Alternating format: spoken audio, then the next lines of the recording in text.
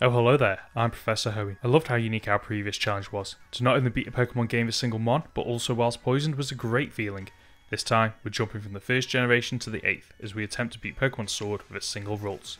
Ralts is a dual Psychic and Fairy type Pokemon with a terrible base stat of just 198. In fact, there are only 9 Pokemon with a lower total. Just look at these stats. At level 100, a single physical attack from most Pokemon will be enough to take us out because our defense and HP are so low.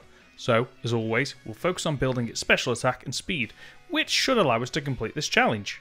But what about its moveset? It starts with Disarming Voice and learns Confusion at just level 6, which should give us enough diversity to deal with anything we come across in the early to mid game. We also learn Double Team at level 3. Oh dear, it's going to be one of those challenges, isn't it?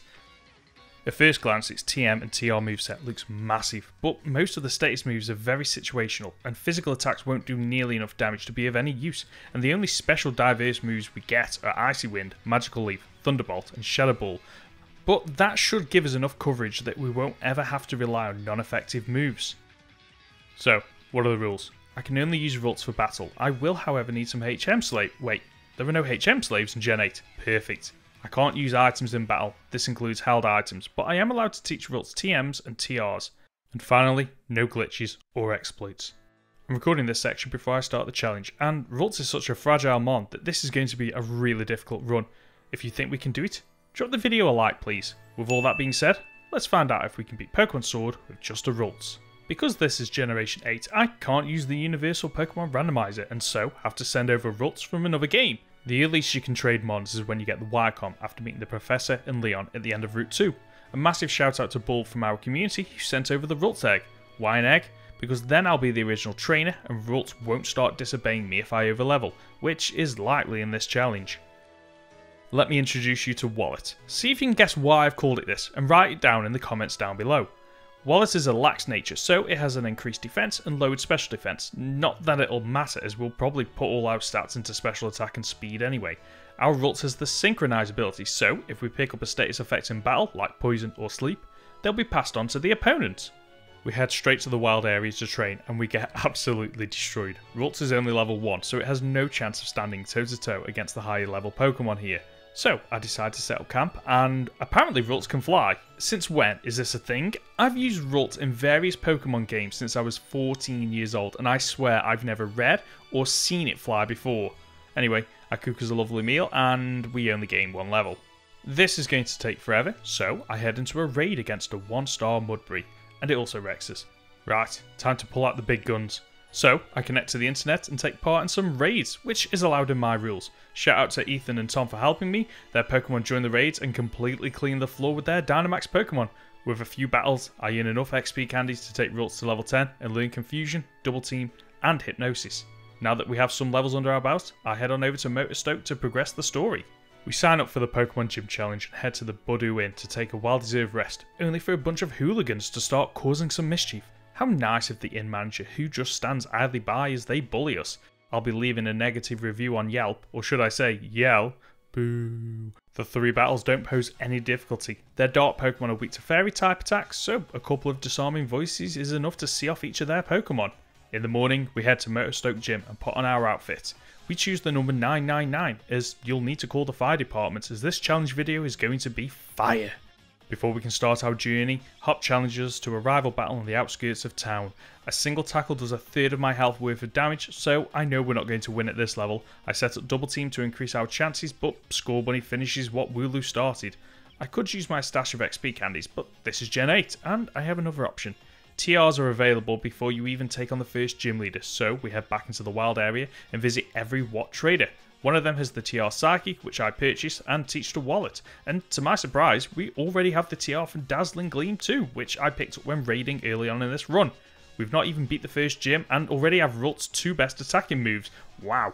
Even with Psychic, we're unable to get past Hop though. We're now able to get past Wooloo with just 2 attacks, but Scorbunny comes out and takes us down like last time. So, we use our stock of XP candies to take us from level 12 to 15 and try again. And these extra few levels completely change the dynamic of the fight, with Wooloo going down in a single attack and Scorbunny and Rookidee both going down to 2 attacks each. We make our way to Galar Mine and on Route 3 skip what trainers we can, but we're unable to skip Schoolboy Peter, whose Dottler almost wrecks us. Our only 2 attack moves aren't effective, and it takes a good chunk of our health every time it uses Struggle Bug. To be fair, we're only able to win thanks to a combination of Hypnosis and Dottler's decision to use Confusion rather than finishing us off when we have just 7 HP left.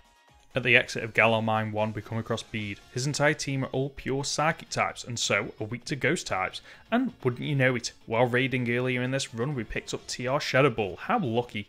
With that, we make quick work of his entire team and progress through to Turfield. We suit up in our gym gear, showing off number 999. Ironic, as you're about to witness a murder. We make it past Milo's Gossifleur, but only because we Dynamax, so, as you can imagine, we have no chance of his final Pokemon.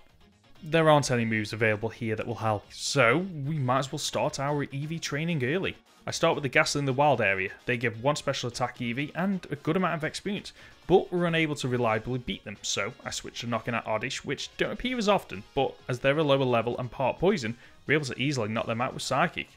We revisit Milo at level 20, 26 and 28, but it's not until level 30 that we win. Gossifleur goes down to a single attack, which isn't surprising as we're now 11 levels higher than it. We Dynamax as soon as Eldegoss comes out. We won't survive without the extra HP. Thankfully, I picked up plenty of Dynamax candies from the earlier raids, which I used before this attempt, so we go from 59 HP to 118. But Max Mindstorm isn't really doing a lot of damage. Yes, it's more than it's inflicting on us with Max Strike, but it's also lowering our speed. Eldegoss outspeeds us and uses Max Overgrowth on the next 2 turns, but it doesn't do enough damage to knock us out, so another 2 attacks from our Dynamax Ralts sees off Milo and claims us the Grass Badge. While continuing our journey, we come across this gentleman who is up to date with the current fashion trends. Remember, wear a mask, folks. Oh, fantastic. It's you again. Me and Hot clash on the big bridge. If anyone gets that reference, let me know in the comments below. I'll be super impressed. The extra levels we needed to beat Milo means we're at a high enough level to comfortably take down each of Hop's Pokemon. Although, Hop's Raboot for whatever reason uses Growl, which is a wasted move, and then follows up with Double Kick, which we resist. Come on Hop, you'll never be the champion at this rate. Over in Hullbury we come across this fine beauty. That's right, most 9-year-old first crush, and that's Chairman Rose. Damn man, you're making my Magikarp all wet. Nessa is our next opponent. We suit up, and like our number 999, you better call an ambulance, as we're going to need some medical attention. Her first 2 Pokemon aren't a problem, but we don't stand a chance against her Dynamax Dreadnought for 2 reasons. First, it outspeeds us. Second, it has Max Darkness. We survive, but because it's quicker, second attack takes down Ralts before we even get a chance to make an impact on this battle. Once again, we head back to the wild area to grind. This time, we're hunting for Pokemon which give speed EVs. There are plenty of Pokemon that give these, so it's a much quicker process than trying to gain special attack EVs. I try to beat Nessa every few levels, but it's not until level 37 that we win. At this level, we outspeed and one-shot both her Goldeen and Arrokuda. I'm not sure if we're still slower than Dreadnought, so I use Max Guard to block its attack. Better to stall it out and try and beat it when we're not Dynamaxed. As Max Guard can fail if you spam it, I decide to attack with Max Mindstorm on our next turn, which takes half its health off, and for some reason it uses Max Geyser rather than Max Darkness. At this point, I think I'm quicker, but it turns out we're speed tied, as on our next turn Dreadnought goes first and switches back to using Max Darkness, but we live. Barely. One more attack from Ralts is enough to take out Dreadnought and claim us the Water Badge. At least, I think that's what it's called. Unlike Milo, Nessa doesn't even mention the badge's name. In fact, are these even badges? We now have to cycle back around to Motorstoke, taking a detour to Galar Mine number 2 to track down the 3rd gym leader. Along the way, we come across Bede acting shifty as normal. He's changed his team lineup slightly, but they're still weak to ghost moves, so Shadow Ball is all we need to see us through this section of the challenge, allowing us to progress the story, beat Team Yell in a double battle, and meet up with Kabu. With that done, we head back to Motorstoke for the 3rd gym challenge. Back in the Budu Inn, Marnie challenges us. Seriously, is this place an unofficial Pokemon gym or something? We get extremely unlucky in our first 2 attempts. Both times, her Morpeko is able to land Bite first, causing us to flinch and miss our attack, so it's able to finish us off with another Bite the following turn. It's not until our 3rd attempt that we win, as we knock out each of her Pokemon in a single hit. Other than that battle, the battles with Team Yell haven't caused us any problems because of their weakness to the Fairy type. Okay, time for the 3rd gym. We suit up, brandishing number 999. For our non-UK viewers, 999 is the number we call for emergency services, just in case you didn't know, and those jokes didn't make any sense. Okay, time to see how we fare against Kabu, the Fire-type gym leader. I use Double Team, hoping to reduce the amount of attacks that we have to withstand, but Ninetales outspeeds us and burns us, putting us on borrowed time. Knowing I need to knock out each Pokemon quick, I Dynamax straight away, but Max Mindstorm doesn't knock it out. A combination of Burn Damage, Fire Spin and Ember leaves us with just over half our health left to face his remaining Pokemon. Arcanine also outspeeds us, landing Flame Wheel bringing us into the yellow. We land Max Mindstorm, but Arcanine survives and what, that must be 1 HP? On the next turn, Arcanine attacks again, stopping our challenge dead in its tracks. We're not going to win this battle at our current level. We're slower and don't deal anywhere near enough damage. A terrible combination for Ralts with its terrible HP and defense stats. Thankfully, we're a higher level and can reliably beat the Gloom that live in the wild area, which give out 2 special attack EVs, halving the amount of Eevee training that we need to do. But it's not until we're 6 levels higher, now level 44, that we win. This time, our fortunes are flipped. We're now quicker than Ninetales, so we're able to knock it out with back-to-back Psychics while it misses Will-O-Wisp. Once more, Arcanine is sent out, and we're now quicker than it too. Our attack doesn't knock it out, but comes close as it uses Agility. Instead of healing as I expected, it uses Will-O-Wisp as a burners. My Synchronization tries to activate, but it doesn't affect it. Well, that was pointless. A second attack knocks it out as we take a small bit of damage from the burn. Center Scorch is Kabu's final Pokemon, so we Dynamax and hit it with Max Mindstorm, which takes off half its HP. It retaliates with G-Max Centinferno, but we comfortably survive, and so another attack knocks it out, clearing the gym. We make our way through the wild area to Hammerlock and bump into, oh my, look at those calves, have you been working out, Mr. Rose? Leaving Hammerlock, we bump into a few grunts from Team Yell. Like always, our fairy attacks are more than enough to roll over them with ease. Before we can challenge Bay, at least I think her name's Bay, we have to tackle Hop as Stow on side, who has tweaked his team again. It's a pretty easy battle because of our high level. His first Pokemon is Cramorant and goes down to 2 attacks. Toxel and Silicobra both go down to a single attack each. Rabbit is faster and like last time lands double kick, but even as a critical hit it doesn't worry us. It takes 3 attacks to take it down thanks to Hop using a super potion, but it's a simple battle overall. Okay, time to tackle the 4th gym, Bay, the fighting type gym leader. As we're both psychic and fairy, this should be easy, right? Well, just 2 attacks from her first 2 Pokemon are enough to stop us. Both are priority moves, quick attack from the Hitmontop and bullet punch from Pangoro, meaning there's nothing we could do. Usually in these runs, even if I lose a key battle, I'll take a few attempts at it just to make sure we didn't lose because of a fluke. For some reason, on our 3rd attempt at Bay, neither of her first 2 Pokemon use their priority moves, so we get to her Surfetch with full HP. As it's a fighting type, 1 Dazzling Gleam is more than enough to knock it out. Outlasted her Gigantamax Machamp, but it can't do anything as we land a critical Max Starfall to take it out, meaning we sweeped her entire team. Nice! Up next is Bede, who's been a rather naughty boy, trashing this... Wait, this is supposed to be historical art? It looks like something my 5-year-old did. Anyway, we send his entire team packing like usual with Shadow Ball, which one-shots his entire team.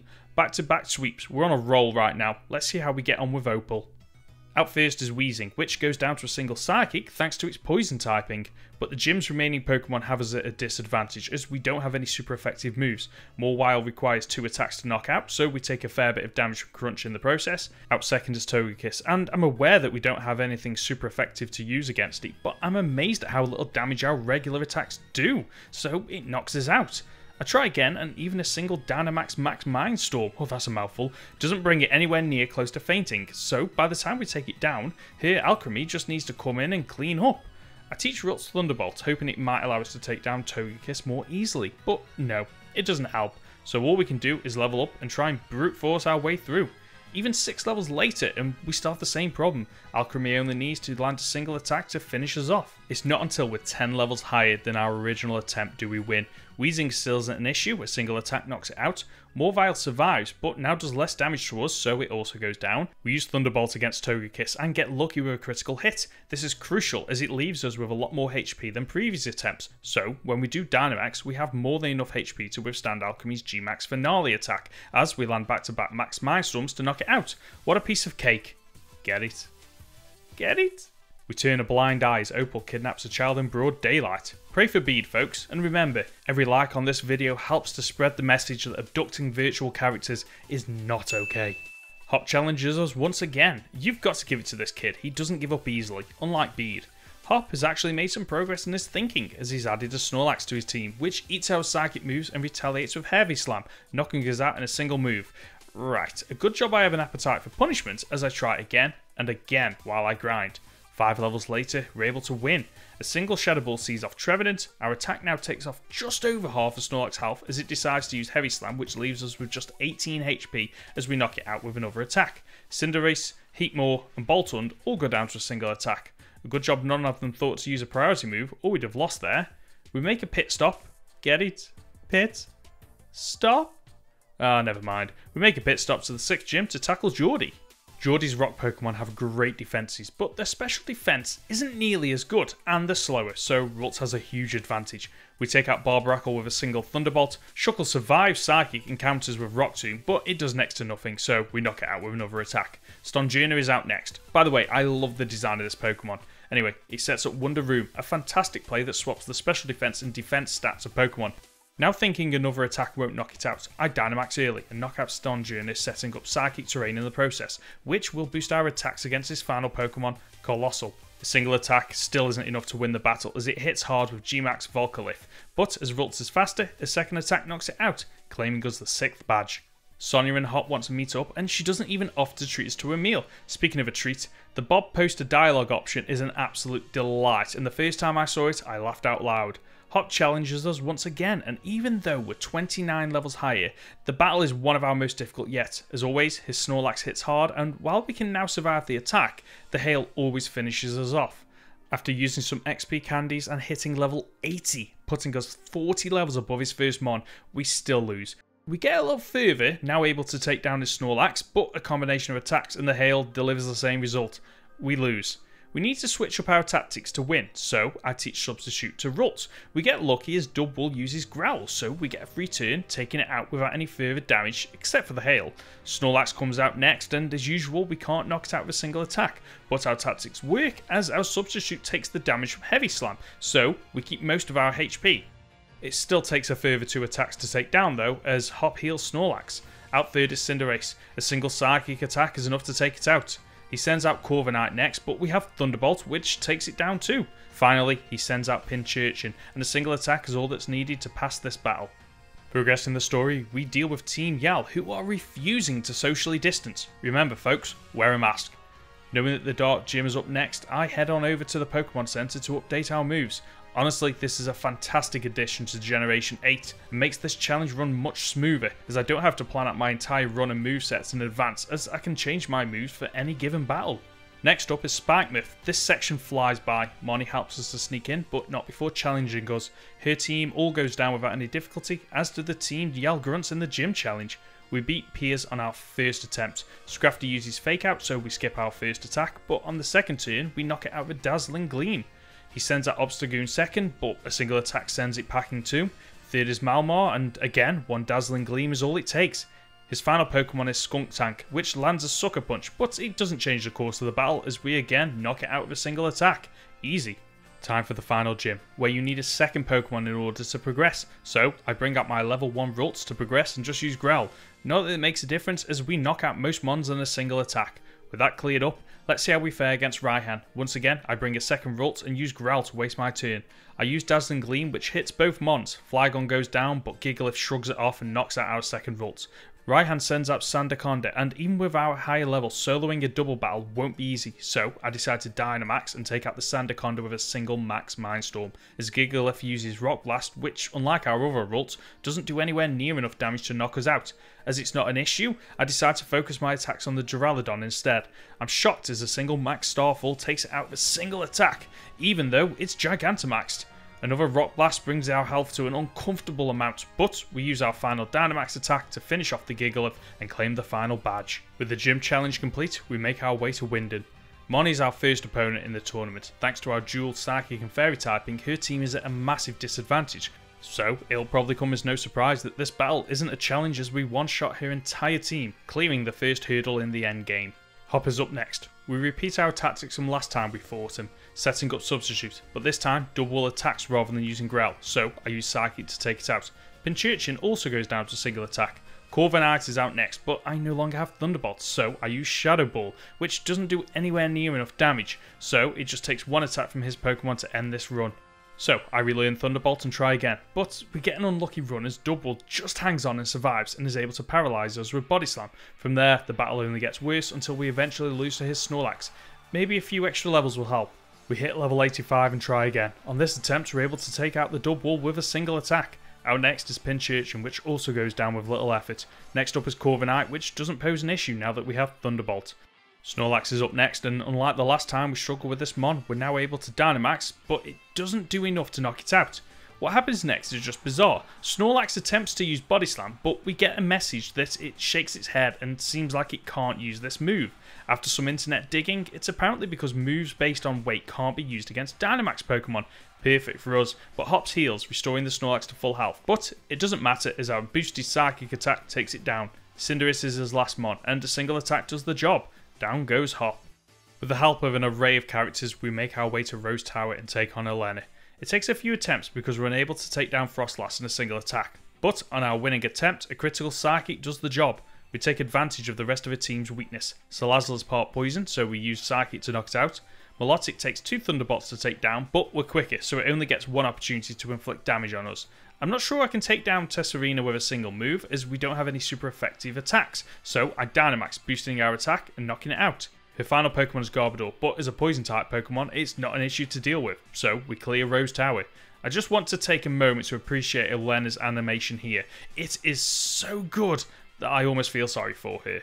Then we have this scene. I didn't notice this the first time playing it, but it's just stills with text over it. As we attempt to proceed with the story, Bede scrambles onto the field after escaping his imprisonment from Opal. He rambles, begging for help, but the crowd is vying for blood, and so we fight. With our Pokemon, of course. The battle isn't as one-sided as our previous attempts. Morvile has a steel typing, so resists our attacks, but it only takes 1 Shadow Ball to knock it out anyway. Rapidash is slower than us, which surprises me, meaning a single attack takes it down too. Gardevoir is weak to Shadow Ball, but hangs on and fights back with Dazzling Gleam, which does a hefty amount of damage.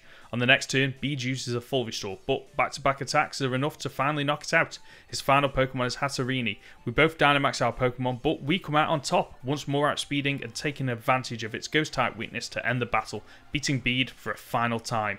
This tournament has no end, just make it stop. Make it stop! Next up, we have to take on some of the gym leaders that we beat previously. Nessa is up first, and we take advantage of her team's electric-type weakness to sweep through her entire team using Thunderbolt. Bay's team somehow does worse than when we previously fought her, as we also sweep her team, this time using Dazzling Gleam and Psychic. Ryan's team also goes down easily. We're not able to one-shot all his mons, but the Pokemon that survive our attacks make terrible move choices like Shell Trap and Rain Dance. With that, Gym Competitor 999 finishes the tournament. Once more, I'm asking you to call the Fire Brigade as that display was lit. With the tournament wrapped up, Chairman Rose does his usual bad guy antics and we head on over to beat him. Rose's team is a terrible matchup for us, all being the Steel type, which resists both Fairy and Psychic attacks. Escavalier is his first Pokemon and we have nothing that can put a dent in it as it lands Iron Head, knocking us out from full health. This is going to be rough. Ralts can only learn 1 attacking fire move, Fire Punch, and annoyingly this is a physical attack, which means it doesn't suit Ralts at all, but it's worth a go, right? Even with a 4 times weakness to fire, it just barely does more damage than Shadow Ball. We don't have many options left, so I boost Wallet to level 95 and use berries and vitamins to increase my attack EVs at the expense of both my special attack and speed. And even with all that, we only make it to his second Pokemon Berserker and still lose, as Fire Punch only inflicts half its full health worth of damage. I tried Dynamaxing against his Berserker instead, which allows us to take out his second, third and fourth Pokemon, each with a G-Max Flare, but that leaves us short against his Gigantamax Copperager, which uses G-Max Steel Surge, which we are never going to survive against. Well, you can't say I didn't try something new. With my little Fire Punch experiment well and truly a failure, I reset my EVs to max out my special attack and speed and change up my moveset, so I now have Hypnosis, Shadow Ball, Calm Mind and Substitute. After 30 more minutes of seeing Rosie's battle animation, which again is amazing, we finally get lucky. We're able to land Hypnosis on a Escavalier, putting it to sleep, and use Substitute. On our next turn we get unlucky as Escavalier wakes up and breaks our Substitute. We put it back to sleep and try again, only for it to again wake up and break our Sub.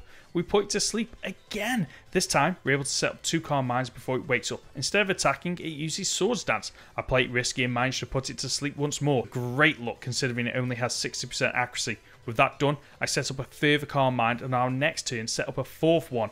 I'm living life on the edge here. Escavalier remains asleep and I set up a 5th Calm Mind. I need to be sure I can one-shot each of his mons. Escavalier wakes up and takes down our Substitute. Okay, time to go on the offensive. With our special attack raised by 5 stages and outspeeding Rose's entire team, we're able to knock out each Pokemon with a single Shadow Ball. Leon tries to catch Eternatus. The balls on this guy. The Pokeballs, because that's what he tries to catch it with, the mad lad. We mop up the Eternatus battle and take part in the raid with the legendary Dogs and Hop, only to lose on our first attempt as Eternatus one-shots us with Max Ooze. On our second attempt, I just spam Substitute and let everyone else do all the hard work. That's right, I'm the hero. With that wrapped up, there's just one more challenge, the Champion Leon. I update my moves once again, opting for a range of diverse moves to counter his team. Aegislash is out first and blocks our first attack with King's Shield. On the second turn, we're able to land Shadow Ball. It doesn't knock it out, so Aegislash switches stance and takes us out with a single Flash Cannon. Here we go again, folks. I replace Thunderbolt with Substitute and set up on our first attempt as I predict Aegislash will use King's Shield. For my next turn, I use Shadow Ball. I know it won't take it down, but with the sub up, we survive its counter attack. On turn 3, I attack again, taking out Leon's first Pokemon. Haxorus is out next, and being a Dragon type, it only takes a single Dazzling Gleam to send it back to its Pokeball. Out third is Dragapult, which is faster than us, so there's nothing we can do as it knocks us out from full health. So I try again, but this time I Dynamax against the Dragapult. We're able to knock it out, but as it's still faster than us, we only just hang on from its attack. Rhyperior, his 4th Pokemon, and Rillaboom, his 5th, both go down to a single max attack each. But now we've used up all 3 of our Dynamax moves, so we revert to our usual form. This means we don't do anywhere near enough damage to take down his Gigantamax Charizard. As you can probably guess, we lose here. It's so close too. I rework my moves again, replacing Dazzling Gleam with Double Team. I spend the next 2 hours attempting to set up both Double Team and Substitute against Aegislash. Only on one attempt do we make it to Charizard and unleash a Max Mindstorm, which doesn't do anywhere near enough damage to take it down, so once more, we lose.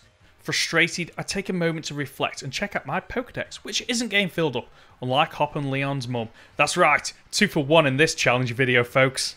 Okay, if we're going to win this, I think I need to repeat my winning strategy from the Rose battle. No, not the Fire Punch. We tweak Ralts' moveset, which now has Double Team, Substitute, Calm Mind, and Shadow Ball. Our strategy is simple. Set up Double Team on turn 1, and hope Aegislash goes for King's Shield. If it attacks and connects, we just reset.